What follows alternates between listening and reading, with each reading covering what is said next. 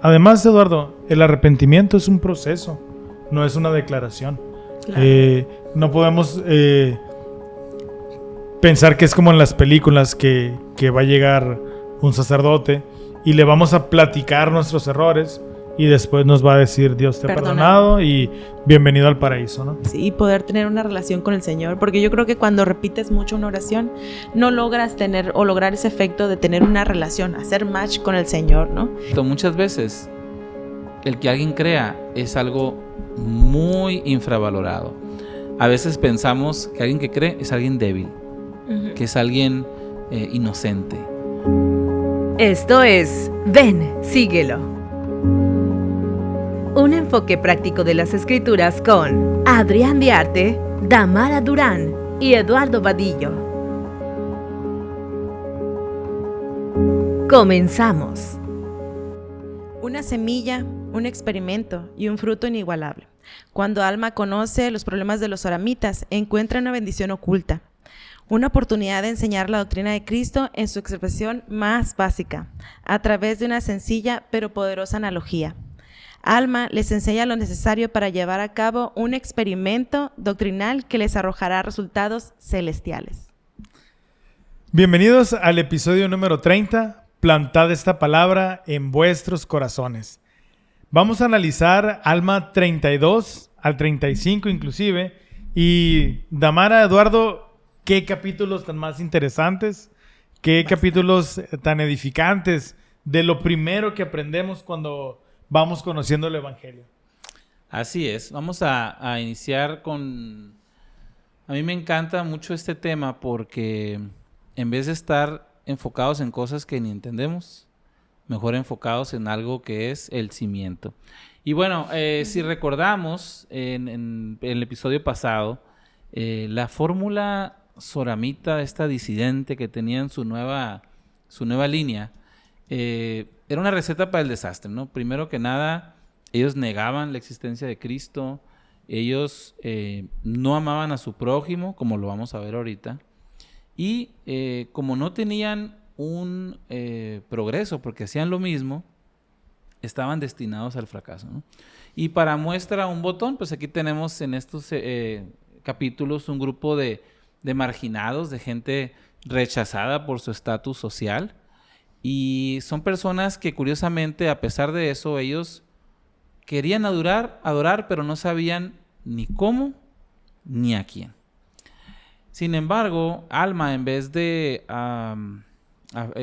afligirse o decir, ay, pues ahora qué hacemos, él tiene algo que le podemos aprender, que es ver las cosas desde otra óptica. Vamos a leer el versículo 6, 7 y 8. Adrián, ¿nos puedes ayudar a leerlos, por favor? Claro que sí. Y cuando Alma oyó esto, volvió su rostro directamente hacia él y los observó con gran gozo, porque vio que sus aflicciones realmente los habían humillado y que se hallaban preparados para oír la palabra. Por tanto, no dijo más a la otra multitud, sino que extendió la mano y clamó a los que veía, aquellos que en verdad estaban arrepentidos, y les dijo, veo que sois mansos de corazón, y si es así, benditos sois. A ver, aquí como que ya no entendí. ¿Cómo les va a decir que son benditos si estaban sufriendo, si estaban pasándola mal? O eran rechazados por los demás. Y eran rechazados. A ver, Adrián, tú que todo lo sabes y lo que no lo inventas. Pues mira, hay una palabra clave aquí, que es mansos, ¿verdad? El ser manso significa que tienes la capacidad de preocuparte por los demás, ¿ok? Entonces, las personas que se preocupan por los demás tienen amor por el prójimo. Y cuando una persona tiene un amor por el prójimo, es muy factible que también pueda conocer o pueda crecer el amor por Dios. Entonces, recordemos que les está diciendo benditos, no porque ya están listos, no porque ya están viviendo los mandamientos, sino porque son bendecidos al poder estar preparados para poder recibir la palabra. Claro, al tener un corazón más presto a escuchar, ¿no? Humilde. Porque eran humildes económicamente, por sus ropas los echaban fuera, ¿no? pero ya tenían su humildad física los obligaba a ser humildes de corazón, ¿no? Muy bien. Perdón. Y bueno, muchas veces escuchamos en el monte, en el Sermón del Monte que Cristo bendice a todos, pero hasta uno se hace esta pregunta, oye, pero pues, ¿cómo Los bendito? pobres en espíritu. Sí. Entonces, Sí. muchas veces la pregunta es, ¿cómo podemos ser benditos si en verdad estamos sufriendo? Y recordemos que todo lo que nos pasa es por nuestro bien. Claro, no vamos a ser benditos si quedamos por el hecho de estar en quiebra o por el hecho de que se muera un cónyuge, un hijo. Pero sí somos benditos porque tenemos la oportunidad de aprender algo de primera mano. Y suena Claro. completamente contradictorio a lo que el mundo puede llegar a pensar. Pero si nosotros nos enfocamos en tratar de encontrar la mejor versión de aquello que nos está pasando, nuestras tribulaciones, nuestros problemas, los vamos a poder pasar de una manera más soportable. Muy bien. Y realmente sí, ¿no? Él está hablando del potencial porque a veces las circunstancias nos van llevando a estar preparados para algo que viene. Y entonces Alma aprovecha esto, y por cierto me acordé precisamente de estando acompañando un consejo de barrio y vienen muchos problemas. Estaban atribulados los hermanos y dice uno de ellos, hey, espérense, dice, pero eso es una bendición, dice. Es una bendición para nosotros de poder servir y ellos van a ser bendecidos por nuestro servicio. Así que no todo lo veamos tan triste, ¿no? Tan mal. Bueno, y hay que recordar, Eduardo, a la audiencia que les está hablando Alma, ¿no? Les está hablando primeramente a unos soramitas, que de entrada ya sabemos que son disidentes nefitas. Pero además les está hablando a la clase humilde, a los pobres económicamente y a los pobres de corazón también. Exacto. Entonces decirles, benditos sois, pues ¿de dónde, no? O sea, Pues mira, la atención sí la llamó de todo. A ver, ¿cómo que soy bendito, no? Y bueno, entonces Alma empieza compartiendo el primer principio del evangelio, que es la fe. Vamos a leer en el 17, Damara, si puedes leer el 17, Adrián el 18 y yo leo el 21, por favor. Sí, hay muchos que dicen, si nos muestras una señal del cielo, de seguro luego sabremos y entonces creeremos. y ahora yo os pregunto, ¿es fe esto? He aquí os digo que no. Porque si un hombre sabe una cosa, no tiene necesidad de creer, porque lo sabe. Y ahora bien, como decía concerniente a la fe no es tener un conocimiento perfecto de las cosas. De modo que si tenéis fe, tenéis esperanza en cosas que no se ven y que son verdaderas. Y entonces aquí la primera pregunta, a mí me gusta mucho como desmenuzar las cosas para poderlas entender. Entonces la pregunta obligada, bueno, ¿qué es la fe? Y me encanta porque la guía de estudio para las escrituras tiene unas definiciones tan claras y a veces ni la pelamos, ¿no? Ahí la dejamos abandonada. Pero dice, por ejemplo, la fe es la confianza de una persona en Jesucristo que la lleva a obedecerle. Y continúa, la fe de una persona surge cuando ésta escucha el evangelio de los labios de los ministros autorizados y enviados por Dios. Dice, pero los milagros no producen la fe, sino que la fe se desarrolla mediante la obediencia al evangelio en Jesucristo. En otras palabras, la fe es el resultado de la rectitud. Y entonces, ¿cuántas veces no hemos leído en las Escrituras? Si me muestras una señal. De hecho, lo acabamos de ver con Corior, ¿no? Y lo hemos visto mucho. Pero no puede ser así. Algo que me encanta a mí es precisamente en esas Escrituras del capítulo 32, cuando empieza a hablar de la fe. En el versículo 22 viene una gema ahí escondida que me la encontré la otra vez. Cuando dice... Y ahora viene aquí, os digo, y quisiera que recordaseis que Dios es misericordioso para con todos los que creen en su nombre. Por tanto, Él desea ante todo que creáis, sí, en su palabra. Y estaba pensando en ese concepto. Muchas veces, el que alguien crea es algo muy infravalorado. A veces pensamos que alguien que cree es alguien débil, que es alguien inocente. Sin embargo, cuando leemos en Doctrina y Convenios, uno de los dones del Espíritu viene que profetizar, otros viene que entender, otros viene sanar, pero uno dice, en el versículo 14 dice, y a otros les es dado creer en las palabras de aquellos, para que también tengan vida eterna. Y yo me estaba acordando del ejemplo de mi esposa. Ella se bautizó cuando era joven, y yo siempre le hago burla porque ella se bautizó el 31 de diciembre de 1999. Wow. Le digo, por si se acababa el mundo o no, ya está lista. Pero, por cierto, yo estuve en su bautismo. Y algo que me gusta de ella cuenta siempre una experiencia que apenas hace, no sé, un par de años entendí lo importante. Porque ella dice que cuando venían los misioneros, dice, no entendía muchas cosas que ellos explicaban. O sea, muchos conceptos se me hacían... Pero yo sentía que estaba bien. Pero cuando ellos hablaron de la familia eterna, dijo, creí inmediatamente. O sea, yo supe que era verdad. Y entonces me recordó esto. Para nosotros poder tener fe, tenemos que creer primero. Por cierto, el 31 de diciembre de 1999 fue domingo. Ah, mira. Porque yo estaba en la misión y estaba bautizando a una pareja también. Wow. Un par de precavidos. El día sábado estaba platicando, no es cierto, el día viernes estaba hablando con las misioneras, acompañé a las misioneras a una charla y precisamente tocamos el tema de la fe, la hermana Maldonado y la hermana de Jesús, y ellas compartían algo que ya había escuchado yo antes, Eduardo, Damara, pero nunca me había tocado el corazón de esa manera. Y todo lo hemos escuchado. Ellas estaban enseñando que la fe es como el viento. Sabemos que está ahí, lo utilizamos a diario, pero únicamente lo podemos sentir, no lo podemos ver. Y entonces la fe debe de ser un principio de poder. La fe es aquel motor que nos impulsa a hacer las cosas. Y de hecho, el segundo tema que vamos a tocar de esta lección es precisamente eso. Puedo saberlo por mí mismo. La fe es aquel principio que nos va a ayudar a reconocer cuando algo es verdad o no. Es el que nos va a permitir abrir la puerta para la respuesta. Una vez que Alma les hubo enseñado sobre la fe, ahora se enfoca a esta parte pobre y humilde de espíritu de los oramitas, a ayudarlos a obtener su propio testimonio.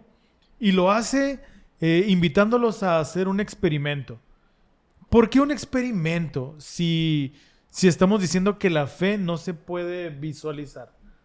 Porque muchas veces cuando estamos creciendo en el Evangelio, ocupamos tangibles, por lo menos tangibles imaginarios, pero de alguna manera algo que podamos relacionar. Creo que por eso el Señor enseñaba en parábolas, claro, para poder entender con cosas de la vida diaria. Entonces, sentirlo. De hecho, en el versículo 33 del capítulo 32, más adelante, dice por ahí Alma, y ya que habéis probado el experimento y sembrado la semilla. Entonces, el mismo Alma presenta esta manera de enseñarles como el método científico que conocimos muchísimos años después en la escuela, ¿verdad? Bueno, y el método científico, Damara, que nos enseñan en cuarto o quinto de primaria, dice... Primero en secundaria. Primero observamos y de la observación nacen las preguntas. Y una vez que ya tenemos esas preguntas y les damos de alguna manera respuesta, formamos nuestra hipótesis. La hipótesis no es algo comprobado, es aquello que nosotros suponemos en base a la observación. A la observación, ok. Entonces, ya tenemos esa hipótesis, ahora hay que probarla.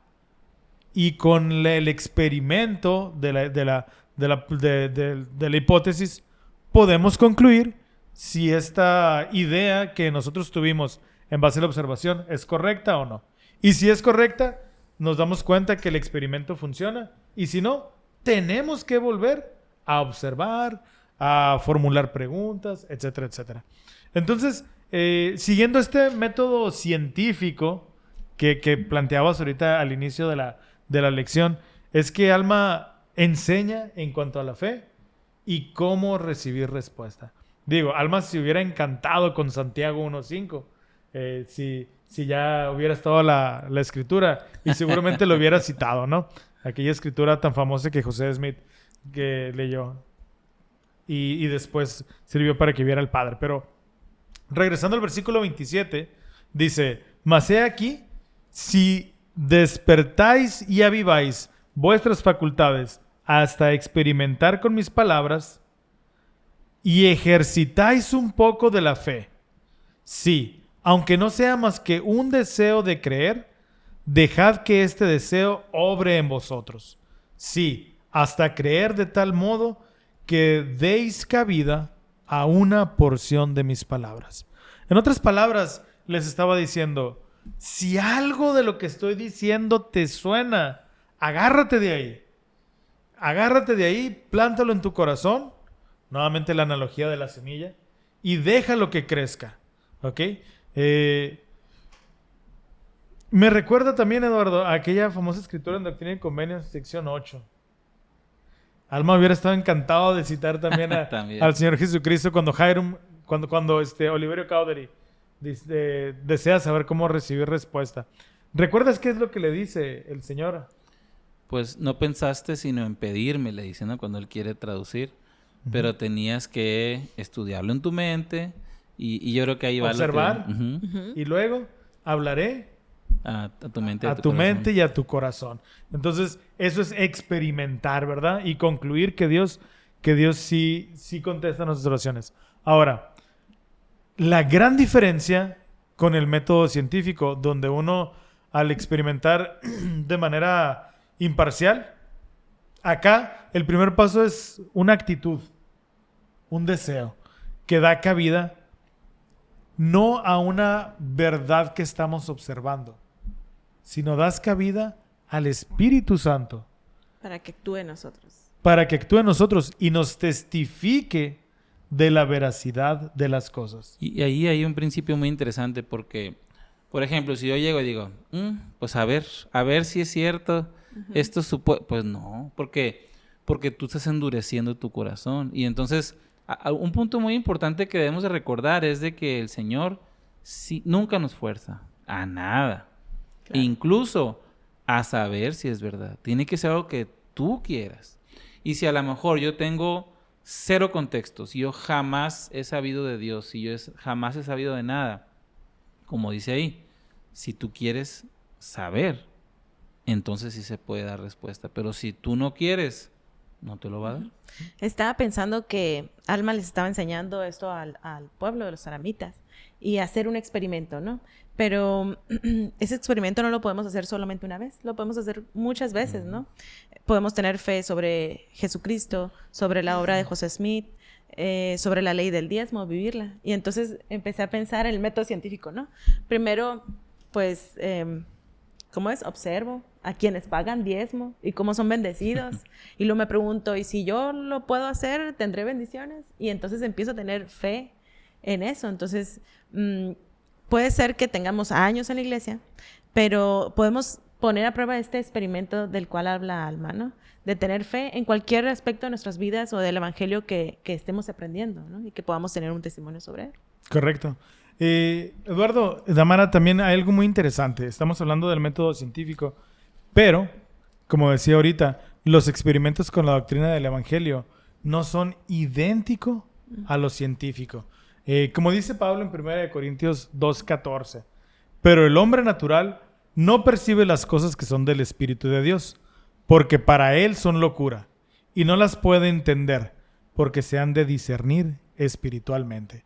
A lo mejor, volviendo al ejemplo del diezmo, pues en mi experimento yo pago el diezmo para que las ventanas de los cielos se abran y haya abundancia, y me sigue yendo mal económicamente. Y entonces en un experimento científico yo diría, la hipótesis está incorrecta.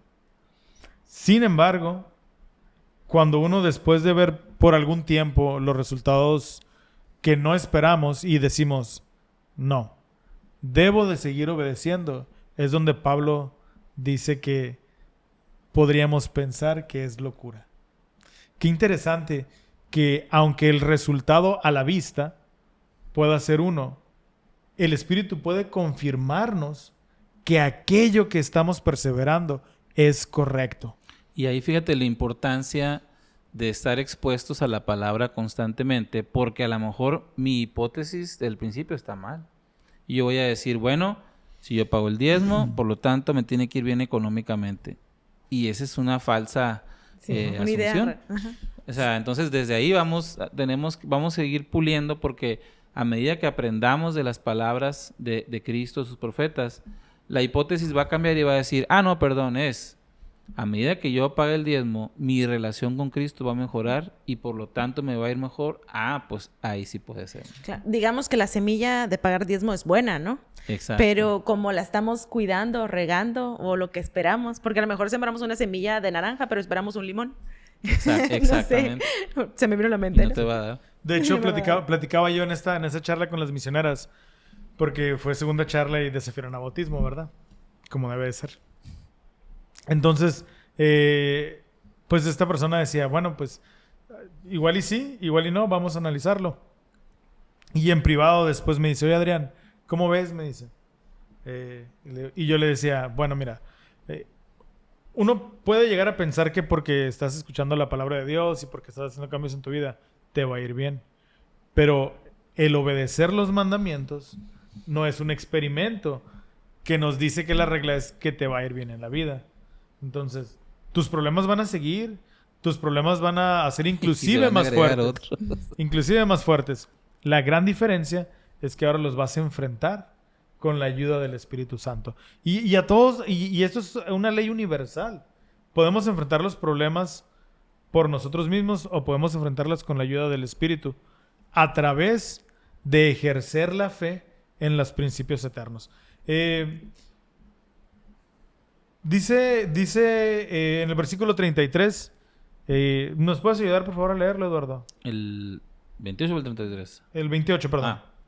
Dice, compararemos pues la palabra a una semilla. Ahora bien, si dais lugar para que sea sembrada una semilla en vuestro corazón, he aquí, si es una semilla verdadera o semilla buena, y no le echáis fuera por vuestra incredulidad, resistiendo el Espíritu del Señor, he aquí, empezará a hincharse en vuestro pecho. Y al sentir esta sensación de crecimiento, empezarás a decir dentro de vosotros, debe ser que esta es una semilla buena, o que la palabra es buena, porque empieza a ensanchar mi alma. Sí, empieza a iluminar mi entendimiento. Sí, empieza a ser deliciosa para mí. Hay algunos videos que salen en redes, en Instagram o en esos videos de formato vertical, en donde con una cámara acelerada se siembra una semilla y de repente le empiezan a salir los brotes y me causa mucho asombro cómo algo tan chiquito empieza a romper la tierra. Una tierra aplastada. Rompe su cascarón y luego rompe el cascarón tierra, y luego va creciendo. Es cierto. Entonces, algo tan pequeñito tiene la fuerza de romper y de crecer. Y así es la fe en nosotros. Cuando en un principio es algo tan pequeñito, aquello de lo que decía Alma, si algo que le suene, agárrense de ahí. Esa es la semilla, ese es algo chiquito. Y poniéndola en tierra fértil, en un corazón dispuesto a aprender, es que empezamos a decir, esto es delicioso para mí. ¿Ok? Versículo 33 dice, y he aquí, por haber probado el experimento y sembrado la semilla, y porque ésta se hincha y brota y empieza a crecer, sabéis por fuerza que la semilla es buena. El experimento de la fe es algo replicable y algo universal. Es decir, cualquier persona, Damara, que desee la verdad puede probarla y tener respuesta. Pero dijiste algo importante, que desee la verdad. Exacto. Es importante que ellos tengan un deseo, porque si no hay un deseo, pues la semilla, por más buena que sea, no va a progresar, ¿no? ¿Sí? Versículo 37 dice, y he aquí, a medida que el árbol empiece a crecer, diréis, nutrámoslo con gran cuidado para que eche raíz y crezca y nos produzca fruto. Y he aquí, si lo cultiváis con mucho cuidado, echará raíz y crecerá y dará fruto. Y ahí en la casa, mis hijos como parte de sus clases, mi esposa les compró una de estas máquinas que siempre les dan luz. Entonces ellos están sembrando un par de cosas. Y bien emocionados, una vez que ya ven un brote, se mueren de ganas por salir y plantarlas en el jardín. Y entonces ya en el jardín nosotros tenemos tomates, 3 tomates, no una planta de tomates. Pero me causa mucha ternura que de repente en la comida mi hija mayor dice: papá, ¿y sabes de dónde salió este tomate? Porque ella ve el fruto desde que plantaron esa semillita hasta que nos lo comemos, que por eso sale El bien fruto bueno, de su ¿no? trabajo. Okay.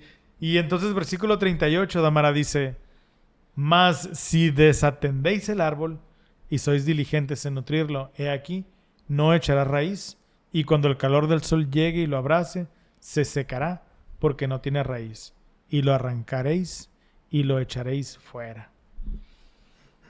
Me recuerda mucho esto a la parábola del sembrador, en donde el sembrador va y una semilla cae en tierra que no es fértil, otra crece un poquito y luego se seca, y hasta que... Con espinas y de todo. Con espinas, hasta que una de ellas cae en tierra fértil y crece.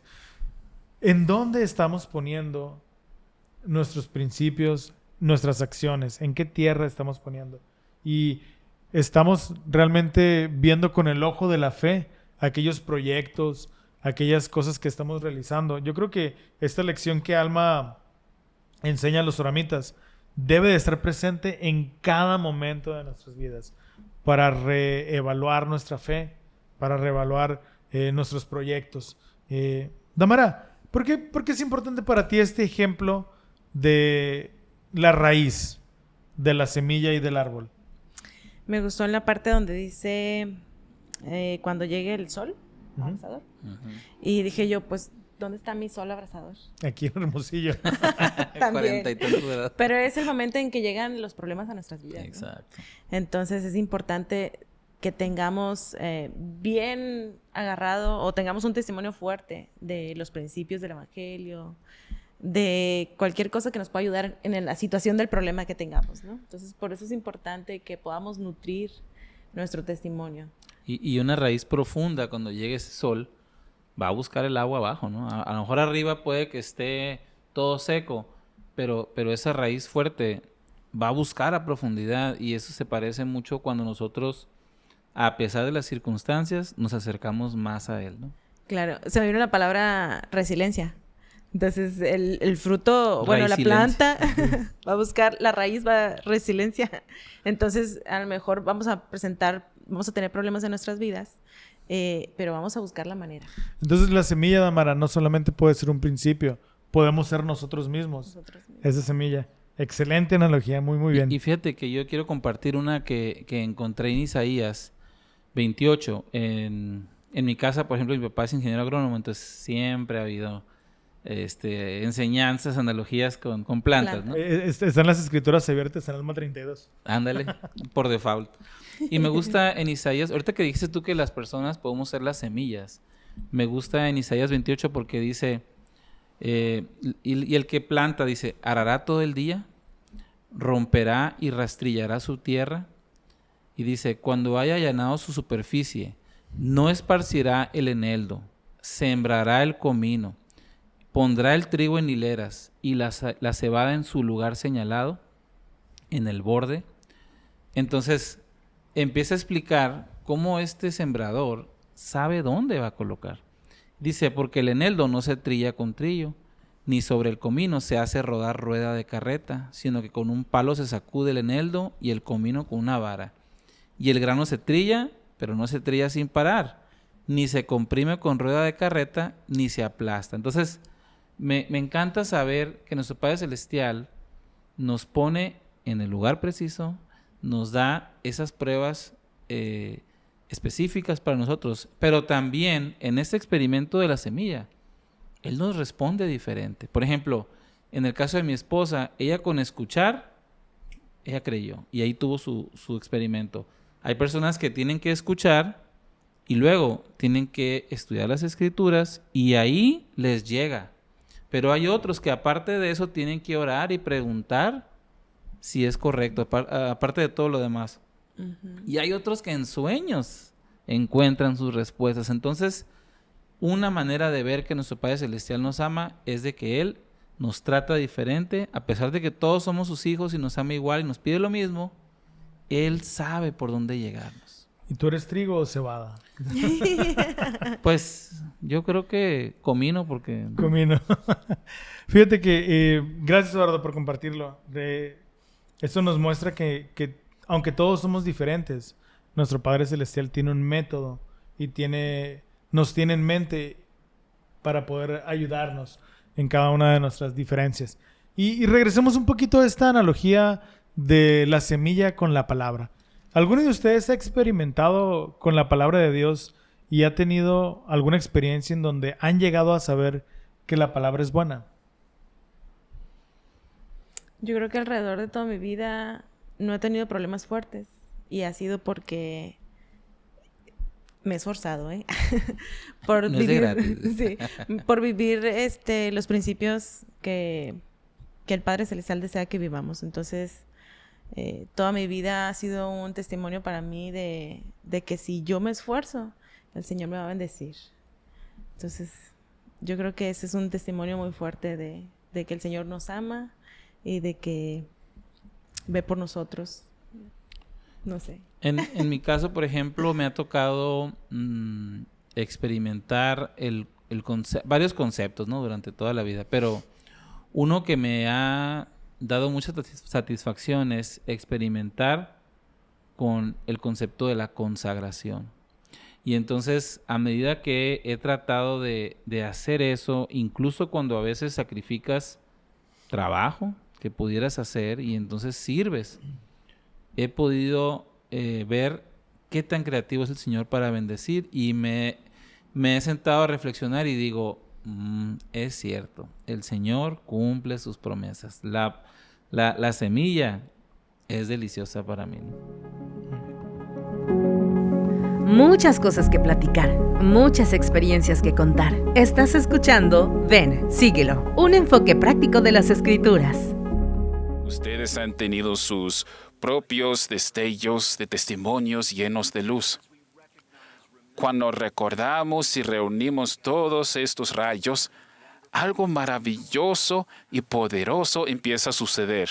La luz se llega a la luz, la verdad abraza la verdad. La realidad y el poder de un rayo de testimonio se refuerzan y se combinan con los de otro, y luego con los de otro, y con los de otro más. Línea por línea, precepto por precepto. Un rayo aquí y un rayo allá. Un pequeño y atesorado momento espiritual a la vez. Crece dentro de nosotros un núcleo de experiencias espirituales llenas de luz.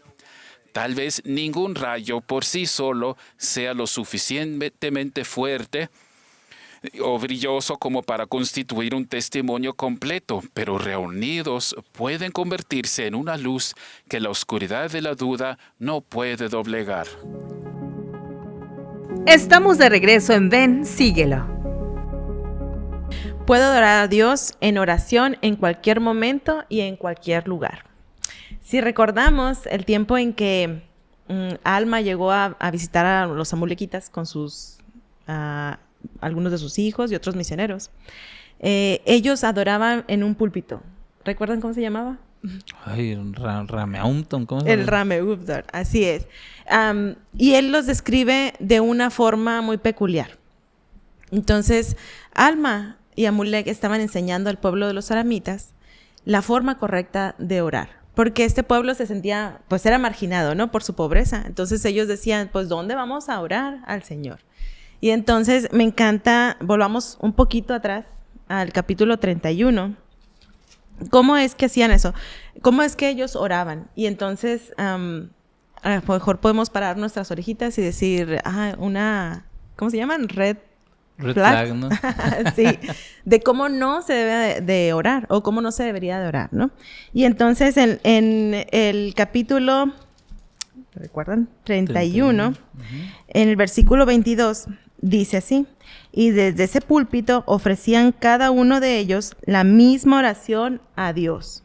Entonces, ¿qué notamos ahí? ¿Qué hacían ellos mal, para empezar? Repetitivo, ¿no? Todo igual. Ajá, y en el mismo lugar, ¿no? En el mismo lugar. Me llama mucho la atención que en ese lugar no podía haber otro lugar. Y de hecho, la parte pobre del pueblo estaba afectado porque ellos querían adorar al Señor, pero no tenían el lugar, ¿no? Y no los dejaban entrar, de hecho. Y no los dejaban entrar. Por sí, pobres. Por pobres, sí. Qué triste, ¿no? Pobrecitos. Pobrecitos. Y en el versículo 23 dice: después de que todos los del pueblo daban gracias de esta manera, regresaban a sus casas sin volver a hablar de Dios. Entonces, qué importante saber que durante nuestra semana también podemos acordarnos del Señor. No solamente en el día del Señor, ¿no? Para nosotros es el domingo, ¿no? Pero debemos de recordar al Señor en todo momento. Y de hecho, si tú te pones a pensar en la ordenanza de la Santa Cena, recordarle siempre, ¿no? O sea, no nomás el día que vas al Rameuntum, no sé cómo se llama. Es recordarle siempre, ¿no? Así es. Entonces, Alma y Amulek enseñan una forma de cómo debemos orar al Padre, ¿no? Entonces, vamos a los capítulos 34, así es. Bueno, habían dos profetas de la antigüedad, del Antiguo Testamento, que son mencionados solamente en el libro de Mormón. Era Zenos y Zenoc. Y los oramitas eran decidentes nefitas. ¿Qué quiere decir esto? Pues que ellos tenían conocimiento de lo que sus padres les enseñaban sobre el Antiguo Testamento, sobre las Escrituras. Entonces ellos sabían sobre esos profetas, o deberían de saber, ¿no? Y entonces ellos enseñaban que Zenoc enseñó que él oraba en el desierto y el Padre lo escuchaba. Entonces aprendemos ahí un principio muy importante. No es necesario estar en un Rameuvdor para que el Señor nos pueda escuchar, ¿no? No está limitado. No está limitado a un lugar. En el capítulo 34, Amulek nos habla más sobre este principio, ¿no? Y nos dice qué es lo que podemos hacer también al orar. Y vamos a leer, no sé si gustan ayudarme, desde el 19. Ok. Tú me dices cuándo. Okay. Dice: sí, humillaos y persistid en la oración a Él. ¿A quién? A Dios. A Dios, claro. A Dios, claro. Y luego el siguiente. Bueno, pues. Y clamad a Él en vuestras casas, sí, por todos los de vuestra casa, tanto por la mañana como al mediodía y al atardecer. Así es. Esto me recuerda a cuando hacemos nuestras oraciones al despertarnos, al desayunar, al comer o al cenar. No es necesario nada más hacerlo una vez a la semana. Podemos hacer nuestras oraciones siempre. El versículo 20, Adrián, lo voy a leer yo, y dice algo muy importante: clamad a Él cuando estéis en vuestros campos. Y yo preguntaba ahorita, ¿a qué se referirá o qué serán nuestros campos en la actualidad? ¿Para ustedes qué es, Adrián? Para mí es la oficina. La oficina. Mi trabajo, ¿no? Exactamente. Igual. ¿Cuántas veces nosotros oramos por el trabajo que tenemos? ¿O nomás nos acordamos del Señor cuando nos levantamos, cuando dormimos, cuando comemos? Fíjate, Damara, de hecho, si me permites contarles algo. Claro que sí. A mí me gusta mucho escuchar podcasts y audiolibros. Y siempre cuando salgo de la casa hacia el trabajo, ponía anteriormente algunos podcasts. Y de un tiempo para acá, decidí apagar el estéreo y empezar a orar. Y entonces, en mi trabajo profesional, yo me dedico a ver citas, a ver personas y asesorarlos. Y entonces, muchas veces las citas se cancelan o se reprograman o no se genera la venta que procuro, ¿no? Entonces, de un tiempo para acá, vengo orando y vengo repasando mi agenda diaria, cita con este, y me he descubierto orando por ellos. Y pues pido cosas, de lo poco que los conozco, pido cosas básicas. Y también pido que puedan estar receptivos al mensaje que les voy a dar. Y si es algo que les va a servir, pues que sea para ellos. Entonces me dice mi esposa, qué tramposo eres porque quieres generar una venta. Me dice, entonces estás orando. Pero no, o sea, me he descubierto realmente que cuando les ofrezco mis servicios, lo hago de una manera para que realmente sea para su beneficio. Y claro, es mi Genuina. trabajo y claro, yo gano de ahí, ¿verdad? Pero me ha ayudado a acercarme más al Señor, orando en mi campo por mi rebaño. Y sin duda, Adrián, yo creo que tienes éxito. Se vale. Porque lo haces, claro que sí. Les contaba hace rato sobre una experiencia en la película de Conozcamos a los Mormones. Hay un hermano que relata su historia que es coach de un equipo de fútbol americano. Y entonces dice que él ora para ganar los partidos. Y entonces los miembros de la iglesia o cualquier otra persona diría, o sea, ¿para qué oras al Señor si nada más es un partido? Juego, ¿sí? Pero el hermano dice, tan firme y hasta me dio sentimiento, sí, mi corazoncito, dice él, pero es mi trabajo y es el sostén de mi casa. Entonces, él ora por el sostén de su casa, no tanto como para que gane el partido y así, ¿no? Porque hasta creo que fue a la Casa Blanca porque ganaron, ¿no? Pero lo importante es que puedan orar en cualquier lugar, ¿no? Y por cualquier cosa que sea sincera y justa. Oye, y es al revés de lo de los oramitas, ¿no? O sea, aquí estás buscando cualquier pretexto para orar al Señor y aquellos... cualquier pretexto para no hacerlo, ¿no? Para no hacer. Y también qué diferencia de sentimiento cuando tú oras en cualquier lugar y por cualquier cosa, tu espíritu se eleva, tu sentimiento hacia las demás personas es diferente. Y cuando solamente, y en el caso de los oramitas pobres que no podían acceder a donde orar, ellos estaban tristes, enojados y molestos porque aunque tenían el deseo, no lo podían hacer, según ellos, ¿no? Creían que no podían hacerlo. Realmente yo creo que se afligían mucho porque pensaban que solamente ahí podían hacerlo. Dice más adelante en el 22, sí, clamad a Él contra el poder de vuestros enemigos. Y qué importante dice contra el poder de nuestros enemigos, no en contra de nuestros enemigos, hermanos, no ven a orar por que le vaya mal a este y que porque se me deseo muera mal. fulanito. No, por eso debemos orar por razones justas también, ¿sí? Órale. Y dice, sí, clamad a Él contra Qué el bueno que diablo. me dice. Sí, qué bueno saberlo, ¿no? Híjole, va a tener que cambiar ahí. En el 24 dice, clamad a Él por las cosechas de vuestros campos a fin de que prosperen en ellos. Así como lo hacía Adrián. O sea, debemos también orar porque tengamos ventas a lo mejor en nuestros trabajos, porque nos vaya bien en mi casa, porque soy ama de casa, porque la escoba no se rompa y haga bien su trabajo, ¿no? Oye, me acordé de un chiste que... ¿Se pueden contar chistes en el podcast? Que estaban dos ladrones y que dice, Diosito, por favor, que no me cachen. Eso no se vale. No. Eso no. No. Aunque sea por su trabajo. Red flag. Así es. Dice el versículo 26. Adrián, ¿me ayudas? Claro que sí. Mas esto no es todo. Debéis derramar vuestra alma en vuestros aposentos, en vuestros sitios secretos y en vuestros yermos. Así es.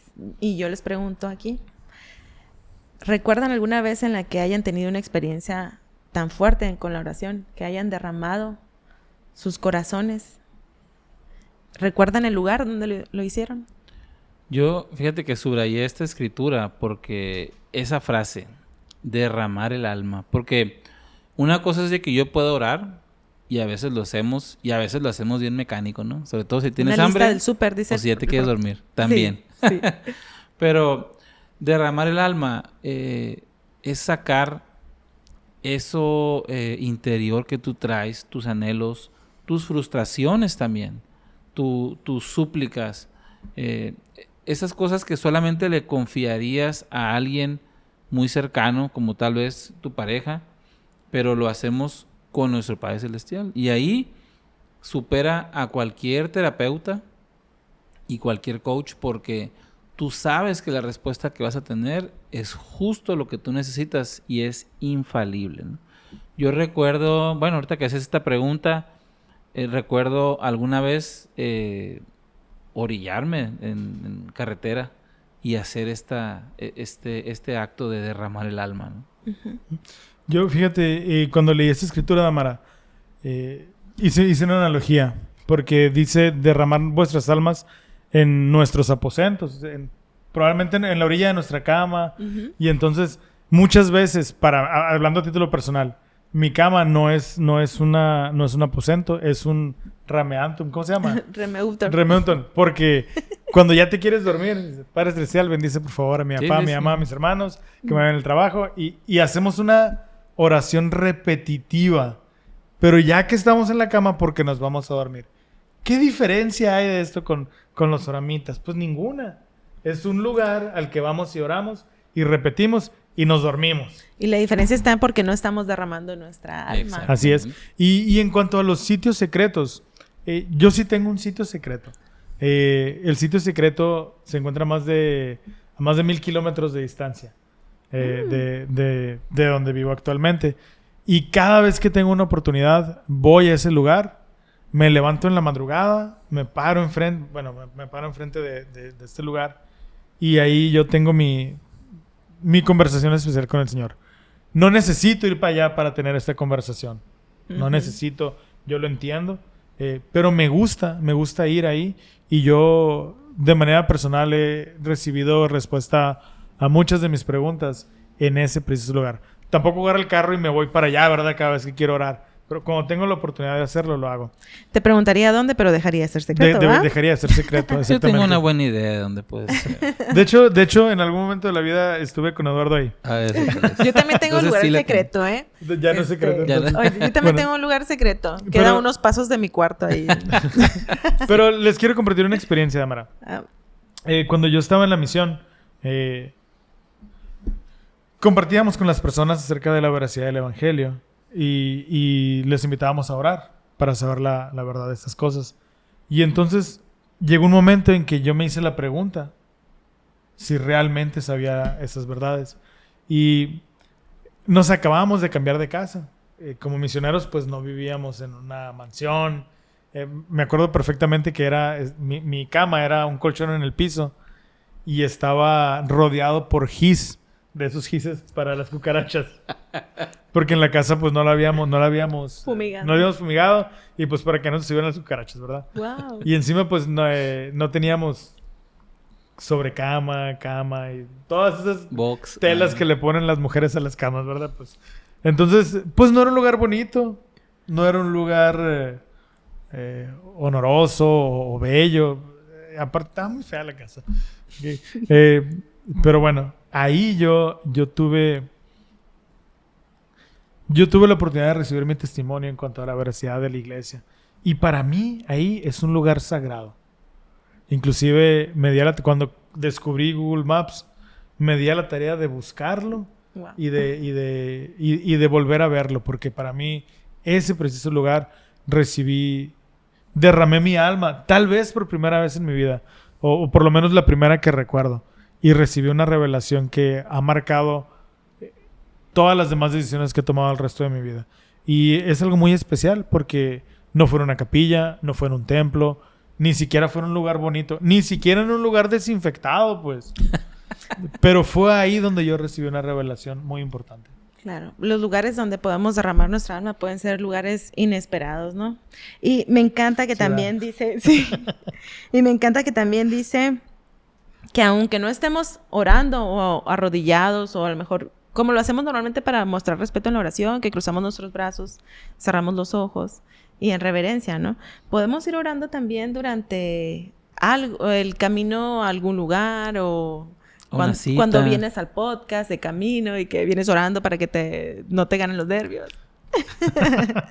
Y dice en el 27, sí, y cuando no estéis clamando al Señor, deja que rebose vuestro corazón entregando continuamente en oración a Él por nuestro bienestar, así como por el bienestar de los que os rodean. O sea, cuando no estén orando, oren y den gracias. Sí, que nuestro corazón siempre esté enternecido, yo lo podría decir de esa manera, ¿no? Pensando siempre en el Señor y teniendo una petición, no solo por nosotros como lo hacían los oramitas, que solamente decían gracias porque soy el mejor de todos, ¿no? Entonces, por los demás también. Fíjate que me gustaría a mí diferenciar la palabra clamar a orar.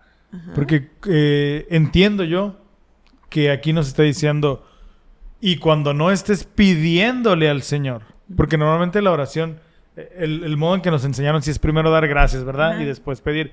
Pero a veces nos vamos de frente con la necesidad. Dice, y cuando no le estés pidiendo a Dios, sigue en contacto con Él. O sea, que no se acabe esa conexión. Ujú. Y yo siempre comparo esa conexión con el Wi-Fi.